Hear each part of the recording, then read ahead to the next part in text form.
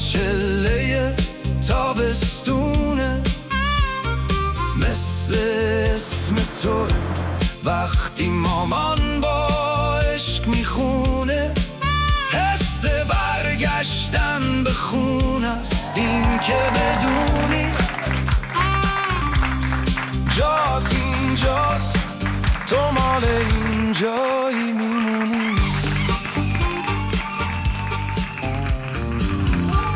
سلام، من سینا ولی‌الله هستم و با یکی دیگه از مجموعه برنامه‌های شنبه شبا از یوتیوب و اینستاگرام و این شبکه‌ها که اسامی و لوگوشون رو این زیر می‌بینین در خدمت شما. خب همونطور که در جریانید، فردا اولین بازی تیم ملی بعد از سرکشیدن جام زهر دوه. حالا باید دید اگه گلی در کار باشه شادی پس از گل هنوز شلیک به مردمه یا قنبل. البته همونطور که پیش بینی میشد در بازی قبلی هموطنان شریف با تمام قوا در استادیوم‌های برگزاری جام جهانی هر جا که رسیدن بر کوس رسوایی حکومت قاتل کوبیدن و نذاشتن صدای جاویدنامان خاموش بشه. گفتم کوس؟ بله. در زمانهای قدیم جارچیان برای اینکه مردم شهر رو از اخبار مهم مطلع کنن تو میدون شهر به یه طبل پوستی توخالی به اسم کوس میکوبیدن تا مردم اونجا جمع شن. چون کوس یعنی طبل و در اشعار فردوسی و مولانا و سعدی هم بیشتر از 500 بار استفاده شده.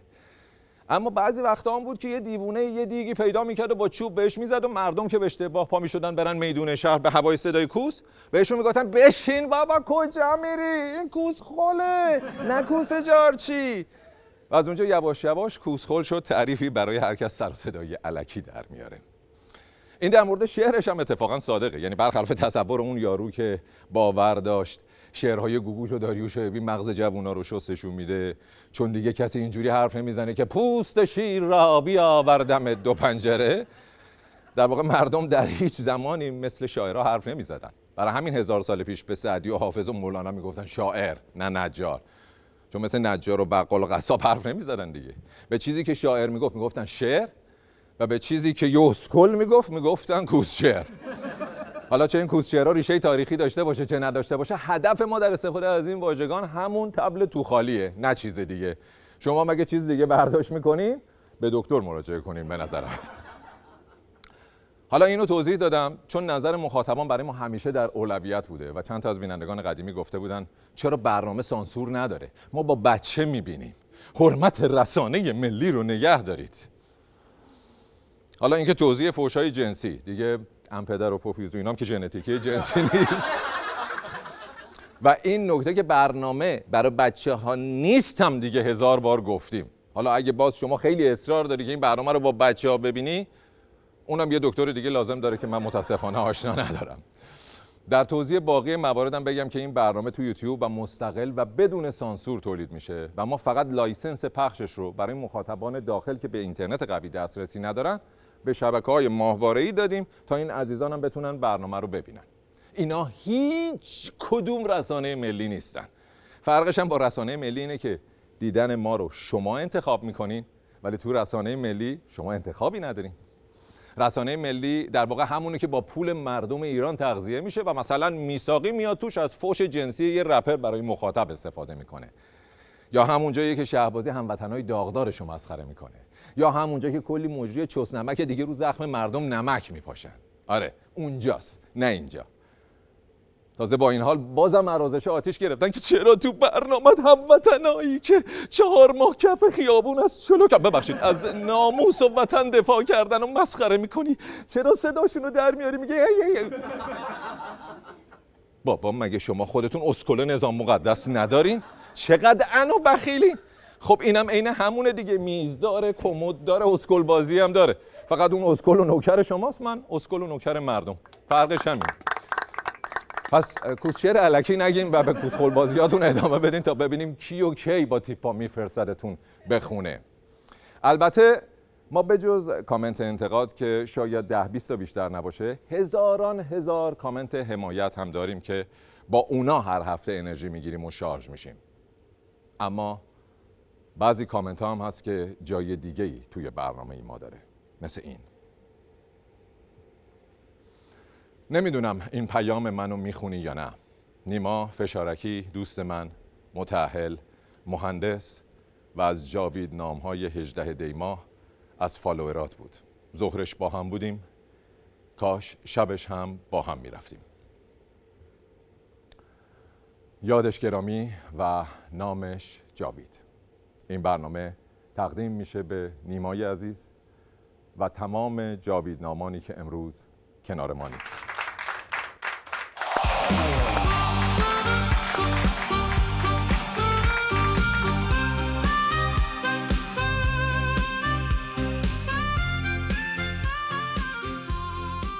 خب فکر کنم نیازی به توضیح نباشه که در هفته گذشته چه اتفاقی رخ داد. همه نشسته بودن پای بازی‌های جام جهانی، غافل از این که گل اصلی رو مذاکره کنندگان دیوس زدن به مردمان مبعوث. توافقی که در آن خون رهبر شهید روی زمین بماند را حالا شما بعد 100 شب که چلو کباب مراسم ختم طرف شام عروسیتون بود الان نمیخواد نگران خونه روی زمین موندش باشید، نگران جسم توی یخچال موندش باشید. تا آخرین شرط از شروط 10 گانه محقق نشود هیچ توافقی را. چرا انقدر عربده؟ خب پاره میشی. ولی این تجمع یه ذیل سوم هم میخواد خدایا. ذیل اول یه مجری که اون بالا عربده بزنه، ذیل دوم یه جماعتی که اون پایین عین گوسفند بگن نمیپذیرم، ذیل سوم هم یه قالیباف که پشت سرشون وایس جواب بده به تخم چپ که نمیپذیرید. اگر این افراد راست میگن و میگن دقیقاً فرمایشات مقام معظم رهبری داره استیفا میشه و دقیقاً مر فرمایشات رهبریه، قبل از اینکه به هر جایی برن برای مذاکره و تایید، این تفاهم نامه و متنش رو به تایید رهبری برسونن و به صورت یک بیانیه از سوی رهبری در تلویزیون و شبکه سراسری پخش بشه با امضای رهبری. بابا امضا کردن، توافق و تموم شد رفت. تو هنوز منتظر بیانیه ای؟ میخوای بیانیه‌شو من همینجا جلو برای ظرف 2 دقیقه با چت جی پی تی آماده کنم؟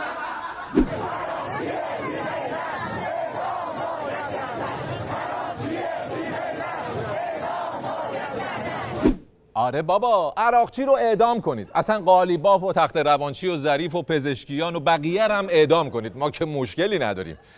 خودتون بزنین خودتون رو منقرض کنید. فقط مگه شما نمیگین ترامپ قماربازه؟ خب کسی رو که میخواید بفرستید باش مذاکره کنه باید حداقل 4 تا سایت بت داشته باشه یا نه؟ عراقچی رو اعدام کنید، جاش پویان مختاری رو بفرستید مذاکره. چطوره؟ آقای قالیباف، آقای عراقچی، آقای پزشکیان، دیشبم که دوباره رو دست خوردین، بازم میخواین برین گردن کج کنین؟ مگه فرمایش رهبر ما نبود تنگه هرمز رو محکم ببندید؟ نه دیگه، گردن کج کردن مال قبل جنگ بود. الان فقط باید لنگا رو هوا کنن، چون تنگه هرمز هم دارن وا میکنن. الان دیگه تنها چیزی که باید بستش دهن شما هاست که اونم به بختش انشالله. کشورهای اروپایی تا مدتی پیش که داشتیم آمریکا رو مثل سگ میزدیم به موسموس افتاده بودن یا نه؟ نه متاسفانه انقدر این مدت صدای ار کردن شما زیاد بود که ما صدای موسموس کردن بقیه رو نشنیدیم. ولی خدایی شما خوب داشتین آمریکا رو مثل سگ میزدین ها. یعنی یه 2 هفته دیگه همینجوری مثل سگ زده بودینش. این بچهای شمخانی الان همه آقازاده های مملکت سهمیه ایثارگری داشتن. مذاکره با کی؟ با یه وحشی؟ با یه بی تعهد؟ با یه بی اخلاق؟ میخوای صرفاتو بکن دیگه، خلط و توفه تو سر و صورت ما ننداز دیگه. خب ما هم که از اول همینو میگفتیم دیگه. میگفتیم با وحشیای بی اخلاق مذاکره نکنی. منتها آمریکایی‌ها گوش نمیکرد. کسی خودش بمب اتم ساخته غلط میکنه برای ما تعیین تکلیف کنه. خب شاسکول دقیقاً یکی از دلایلی که میتونه نه تنها برای شما بلکه واسه ننه باباتون هم تعیین تکلیف کنه همینه که اون بمب اتم داره و شما ندارید. اون داره چون شعور استفادهشو داره، ولی جامعه جهانی آخوندا رو دیده که از آب گرم کنم استفاده تروریستی دارن. مردم شیوه اقتصادی سنگین‌تر خواهد شد. ما دروغ نمیتونیم بهتون بگیم. تمام دنیا ضربات این جنگ تحمیلی آمریکای اسرائیلی رو داره میخوره و دنیا داره تو اقتصاد وضعیتش سخت میشه. همین دیگه، موجودات عجیبی هستین. تا وقتی که صلح باشه میرینین تو اقتصاد کشور خودمون، جنگ بشه میرینین تو اقتصاد جهان. مردم دوران صبر صبر شروع شده است. فقط معنای صبر منفعلانه نیست، صبر فعالانه شروع شده است. فکر کنم داره این مفخورای ارزشی رو آمادهشون میکنه که دیگه اون شبیه 2 تومن رو ندن، برگردن به همون سیستم فکتوری ریست کیک و ساندیس. ولی صبر فعالانه فوش به کارگزاران نیست، والله وحدت شکنی نیست. راست میگه به کارگزارا فوش ندین.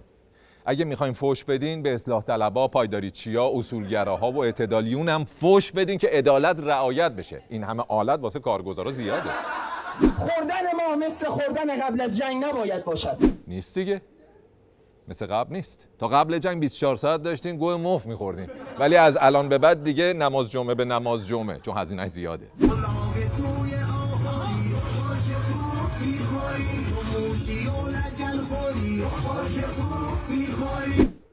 خوردین؟ خب حالا هستشو توف کنید همونجا گوشه خیابون و برگردین خونتون دیگه.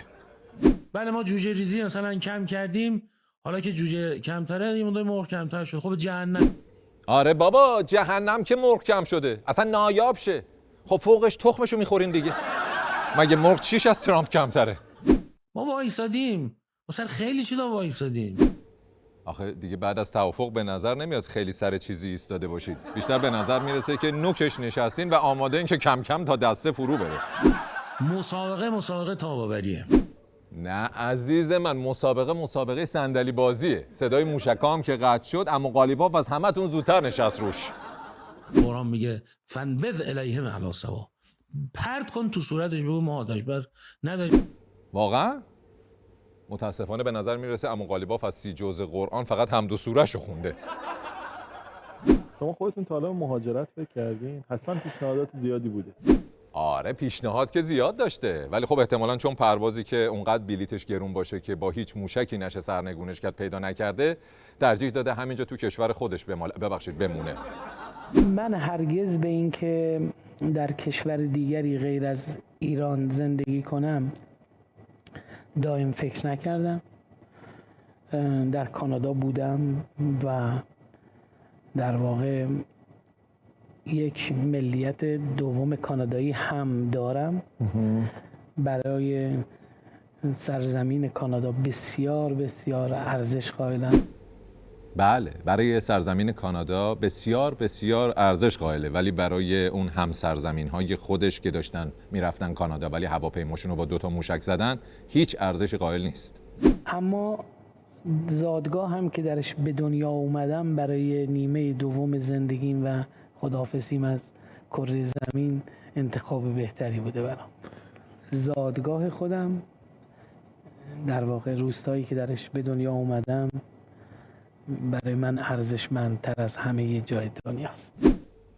عجب. خب اون پولایی که از سالها مالندگی و خوانندگی به دست آوردی رو هم برمی‌داشتی می‌بردی تو همون روستای پدری سرمایه‌گذاری می‌کردی دیگه، نه کانادا.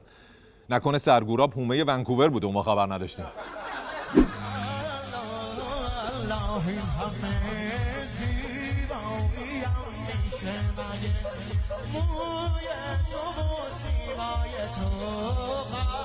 خب این البته خیلی انتخاب سختی نبوده. بین $100 تقلبی که هیچ ارزشی نداره با یه تیکه مقوا، منم باشم احتمالاً مقوا رو انتخاب میکنم. حداقل باهاش میشه بلال باد زد. هرچند که تو همین ویدیو هم 1-2 تاشون کاملا با شک و تردید انتخاب کردن و معلومه دلشون پیش $100 مونده. من سوال از شما دارم، 400 کیلو اورانیوم رو نگه دارید یا امامتون زنده بشه؟ 400 کیلو رو میدادیم بهتر نبود اماممون زنده میشد؟ نه بابا همون بهتر که زنده نشه. طرف زنده شه ببینه شما این مدت که نبود چقدر در فراقش کف خیابون زدین و رقصیدین و سیغه کردین، خودشو دوباره میکشه. احسن 1 گرم هم حاضر نبودیم.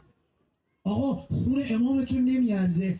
خیر اصلا ربطی نداره، ما تقابل با اورانیوم نداریم خون اماممون. خود اماممون قرار شد بگه 1 گرم هم نمیدم، حاضرم کشته بشم اما زیر زور استکبار جهانی قرار نگیرم. چقدر اهمیت دادین به حرفاش. میخوای حالا تصمیمات مهم زندگی تو خیلی رو حساب حرفای اون بنده خدا نگیر. آخرین بار گفت نه جنگ میشود نه مذاکره میکنیم، آخرش هم جنگ شد، هم مذاکره کردن، هم شماها رو کشوندن تو خیابون، در ملأ عام تبدیل به زیگیل تناسلی کردن. نام چی نوشته؟ بهم کلی فوش داده که چه فکری کردی 10 تا بچه آوردی؟ فکر کردی هنر کردی؟ خب حالا چرا بهت برخورده؟ نکنه واقعا فکر کردی هنره؟ میخوای بگو تو جشنواره کن امسال در کنار نخل طلا یه تلمبه طلا هم جایزه بدن؟ سال پیش همینا میگفتن که چینی‌ها و هندی‌ها دیگه در آینده از گرسنگی میمیرن. اما امروز میبینیم که BYD چینی رکورد فروش تو قلب آمریکا رو میزنه و فورد آمریکایی میره کنار. خب چه ربطی به جمعیت داره؟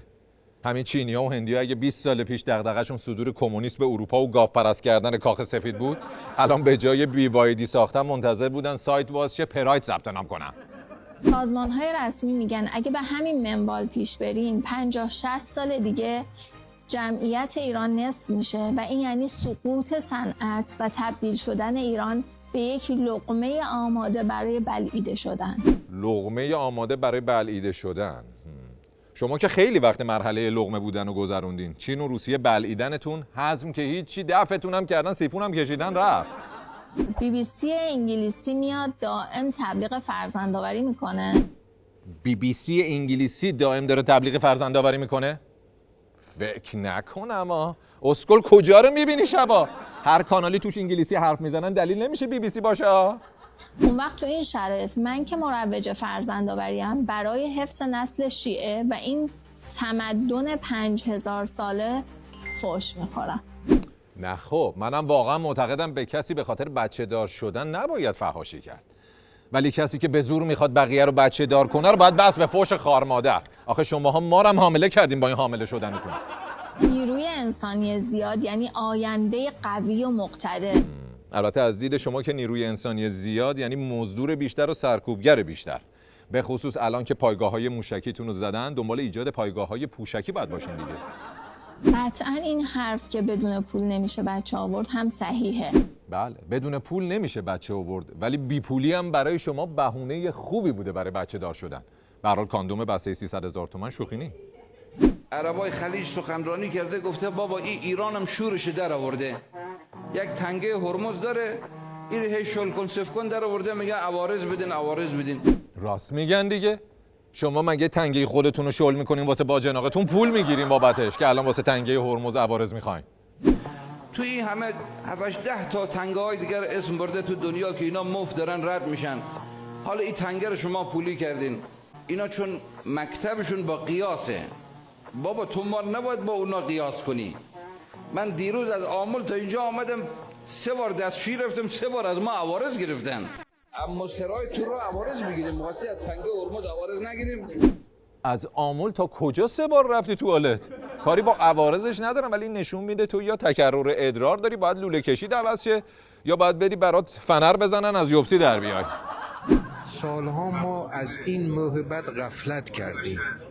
این در حقیقت یه امکانیه در حد بمب اتم، یعنی وقتی یه جایی دست شما باشه که با یک در حقیقت تصمیم کل اقتصاد دنیا رو متأثر کنید، خب این امکان بسیار بسیار بزرگیه.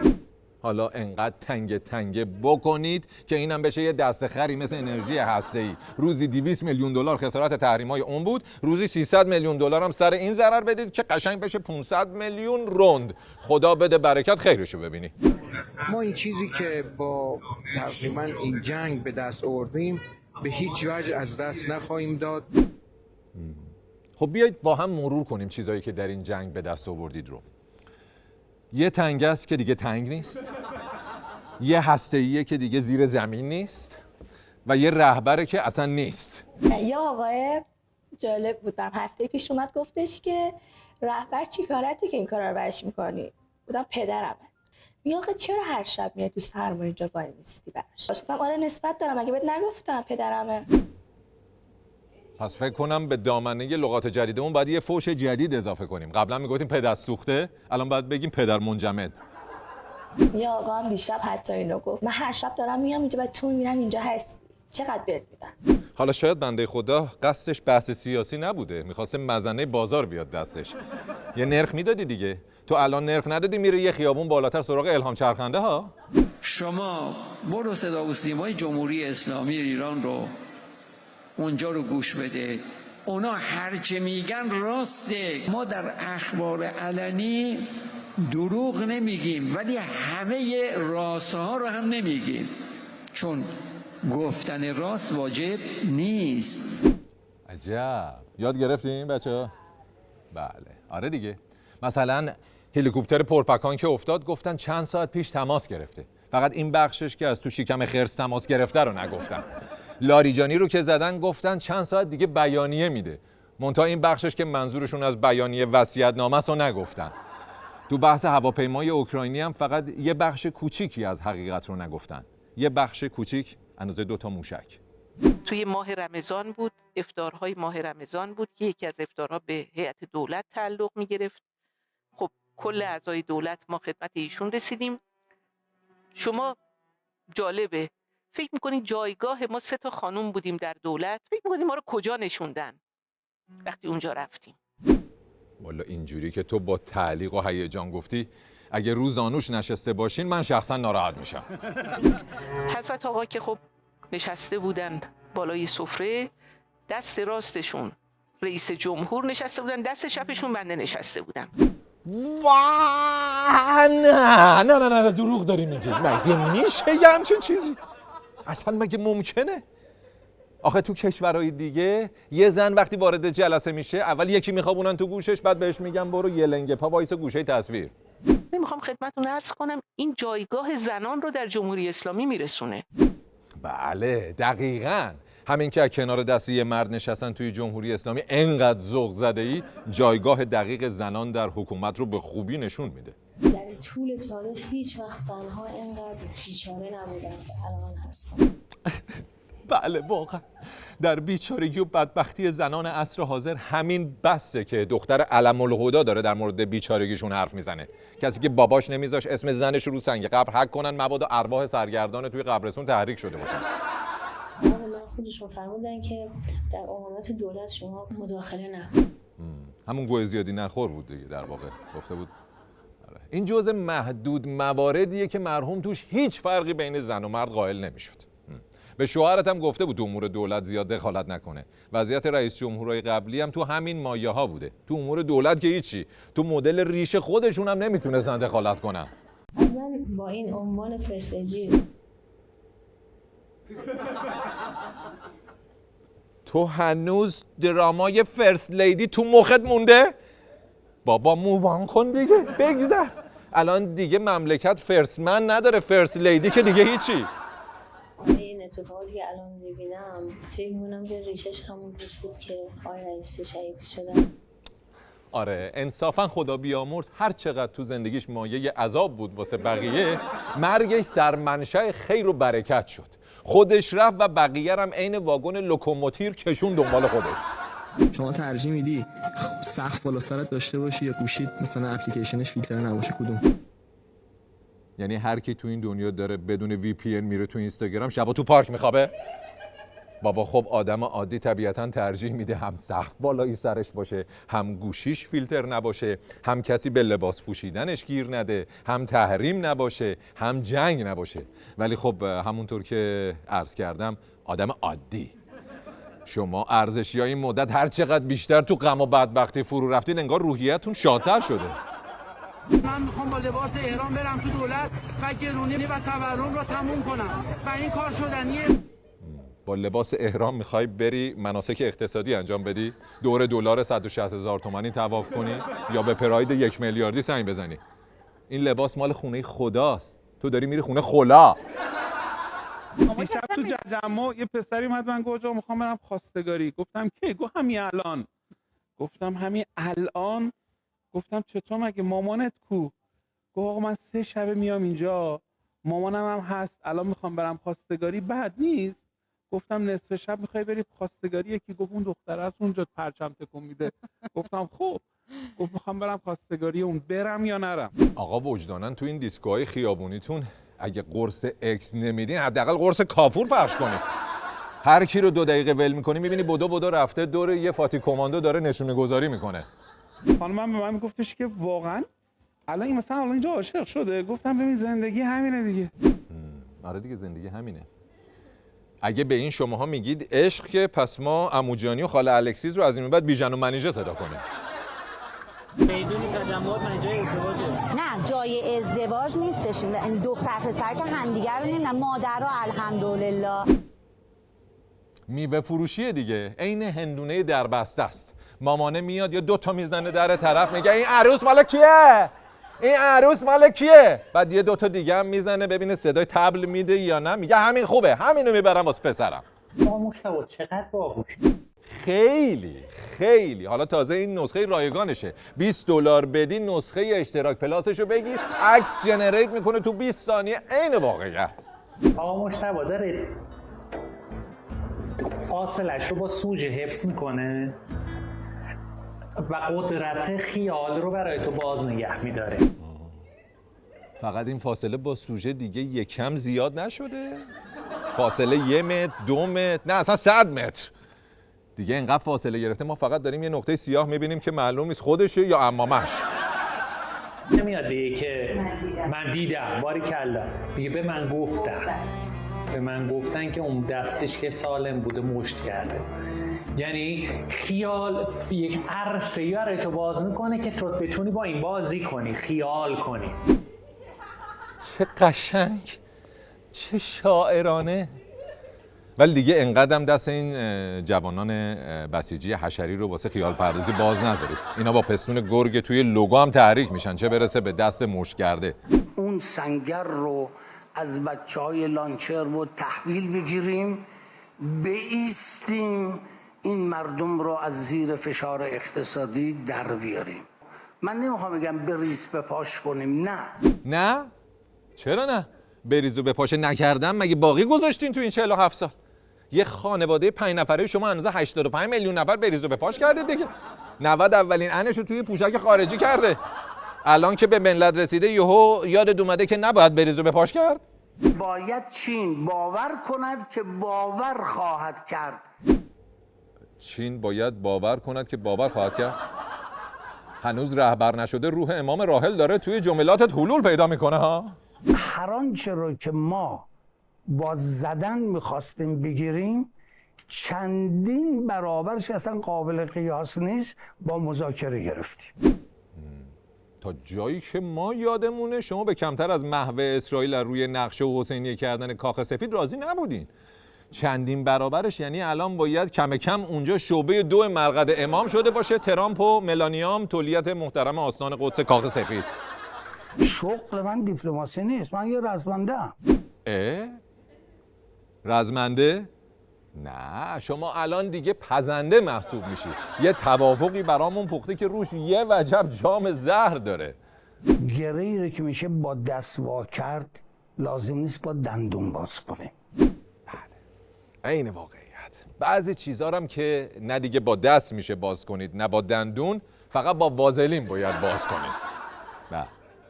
خب اینم از برنامه این هفته. ما رو از یوتیوب و اینستاگرام دنبال کنید و حتما نظر بدید، چه انتقاد، چه پیشنهاد، چه فحش، چه لطف، همشون برای ما ارزشمنده. دمتون گرم تا شنبه شبای دیگه.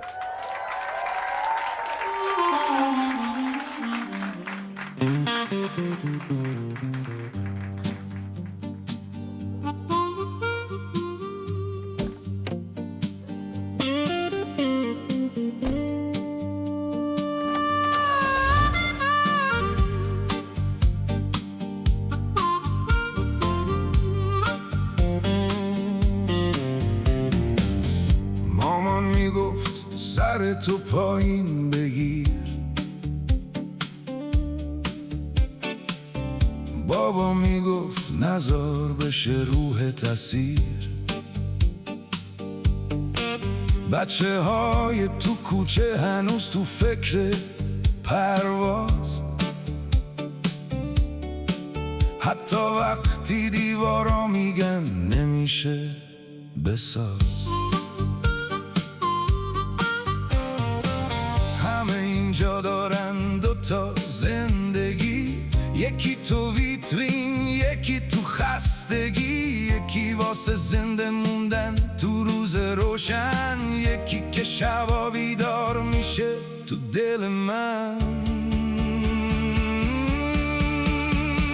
آزادی طعم بارون چله تابستونه، مثل اسم توه وقتی مامان با عشق میخونه. حس برگشتن به خون است این که بدونی جات اینجاست، تو مال اینجایی میمونی. ما نمیخوایم بشیم قهرمان قصه،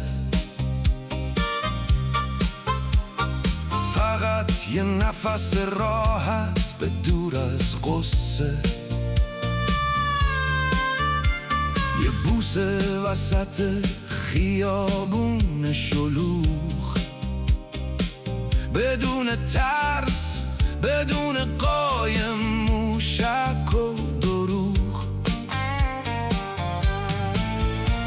نه بحث چپ و راست نیست اصلا، امشب حرف دل بیهوده نیست رسما. میلیون آدم زیر لب میگن با حسرت، میشه فقط زندگی کرد همین یه فرصت. آزادی طعم بارون چله تابستونه، مثل اسم توه وقتی مامان با عشق میخونه. حس برگشتن به خون است این که بدونی جات اینجاست، تو مال اینجایی میمونی.